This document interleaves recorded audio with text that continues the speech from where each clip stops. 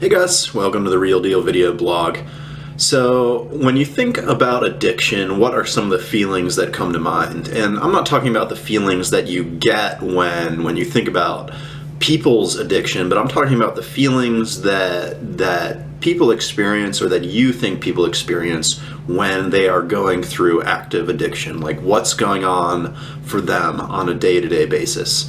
And one of the biggest ones is loneliness. There's really no doubt about that. People who are struggling with addiction, they tend to get more and more isolated. A lot of people end up living like hermits. The bottle or the drugs is really their main companion, their best friend. It's a sad existence, and you know, of course they still do have some social interaction, some friends, but the friends that they do spend their time with tend to be toxic and enabling, and a lot of people find that they lose their good relationships. Their close friends and their family kind of move away from them because you know, it's just really hard to deal with someone who's going through addiction, and sometimes the easiest thing is just to cut them off, as hard as it is. So and you know, like I said, you've got these toxic relationships, and a lot of the times the only thing those do is draw you deeper and deeper into substance use. It certainly isn't going to help you get sober. And you know, I'm painting a pretty big bleak picture here. Loneliness, toxic relationships, it seems kind of hopeless, and getting sober can be very difficult, maybe even impossible when things are this way. Life doesn't happen in a vacuum, and recovery doesn't happen in a vacuum either. If you want to be successful, if you want to stand a good chance of being successful and staying sober long term, you're going to need other people to be present in your recovery. And that is why community, being part of a community, having a community around you is so important in addiction recovery. Like I said earlier, there are a lot of social aspects that are lacking during active addiction, but that needs to change in recovery if you want to stay sober. Having a community gives you people that support you, people that care about you.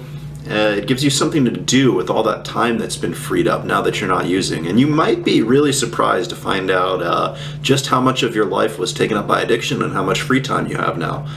And having a community can really help fight that feeling of loneliness that might still be sticking around. A lot of people get sober and they find that you know, they can't hang out with their using friends anymore, and a lot of their old relationships with people who they were once close to, those have gone sour, so they still feel lonely even though they're sober now.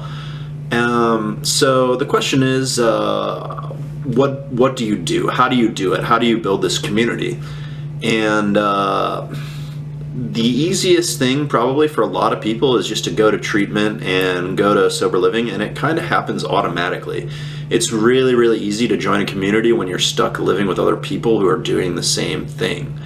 Often these relationships form the basis of successful long-term recovery. Many cities have huge networks of people who have all been through one treatment center or another, or kind of done the circuit, and they all know each other, and there's a big inclusive community of all these people who have been doing this.